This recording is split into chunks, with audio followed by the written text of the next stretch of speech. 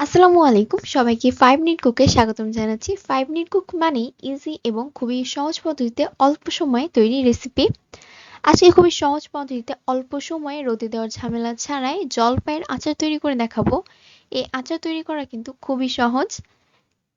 আপনারা একদমই অল্প সময়ে জলপাইয়ের আচার তৈরি করতে পারবেন। জলপাইয়ের আচার তৈরি করার জন্য প্রথমেই লাগছে জলপাই। জলপাই আগে থেকেই পানি দিয়ে সিদ্ধ করে নিয়েছি। এবার চলে যাব আচার তৈরির মূল পদ্ধতিতে। প্রথমে একটি কড়াইয়ে সরিষার তেল দিয়ে দিয়েছি। আচার তৈরি করার জন্য কিন্তু অবশ্যই সরিষার তেল ব্যবহার করতে হয়। তারপরে এখানে দিয়ে দিব রসুন কুচি। রসুন কুচি খুব ভালোভাবে ভাজা হয়ে গেলে এখানে দিয়ে দিব আগে থেকে সিদ্ধ করে রাখা জলপাই। আপনারা যদি আমার চ্যানেলে নতুন হয়ে থাকেন তাহলে ভিডিওটিতে লাইক করবেন, কমেন্ট করে জানাবেন এবং চ্যানেলটিকে সাবস্ক্রাইব করবেন। জলপাই দেওয়ার পরে জলপাই খুব ভালোভাবে নেড়েচেড়ে কিছুক্ষণ ভেজে নিতে হবে। তারপরে এখানে দিয়ে দিচ্ছি মরিচের গুঁড়ো এবং পাঁচফোড়ন ও জিরা তেলে ভেজে নিয়েছিলাম সেই মশলা। এগুলো দিয়ে খুব ভালোভাবে নেড়েচেড়ে কিছুক্ষণ কষিয়ে নিতে হবে। তারপরে দিয়ে দিতে হবে চিনি। চিনিটা অবশ্যই আপনারা আপনাদের স্বাদ অনুযায়ী ব্যবহার করতে পারেন। অনেকে আচারে বেশি মিষ্টি পছন্দ করে, আবার অনেকে আচারে কম মিষ্টি পছন্দ করে। তাই মিষ্টিটা আপনারা আপনাদের স্বাদ অনুযায়ী ব্যবহার করবেন। আপনারা চাইলে এই পর্যায়ে গুড় দিয়েও আচারটি তৈরি করতে পারেন। গুড় দিয়ে আচার তৈরি করলে কিন্তু অনেক মজা লাগে। তারপরে এভাবে অনবরত নাড়তে থাকতে হবে।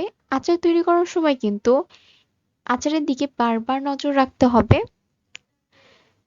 চিনি পানি ছেড়ে দেওয়ার পরে ওই পানিতেই কিন্তু আচারটা খুব ভালোভাবে তৈরি হয়ে যাবে। এক্সট্রা কোনো পানি দিতে হবে না। এছাড়াও জলপাই আগে থেকেই সিদ্ধ করা ছিল। তারপর এভাবে নেড়ে চেড়ে তৈরি করে নিতে হবে। অনবরত কিন্তু নাড়তে থাকতে হবে। নাড়া বন্ধ করলে কিন্তু আচার পুড়ে যাবে, খেতে ভালো লাগবে না। তাই অনবরত নেড়ে আচার তৈরি করে নিতে হবে। চিনি যে পানিটা ছেড়ে দিবে সেই পানিটা খুব ভালোভাবে শুকিয়ে নিতে হবে। দেখতেই পাচ্ছেন চিনির পানি কিন্তু শুকিয়ে গিয়েছে। তারপরেও আচারটা অনবরত নাড়তে থাকতে হবে যতক্ষণ না পর্যন্ত আচারের কালার চেঞ্জ হয়ে যায়।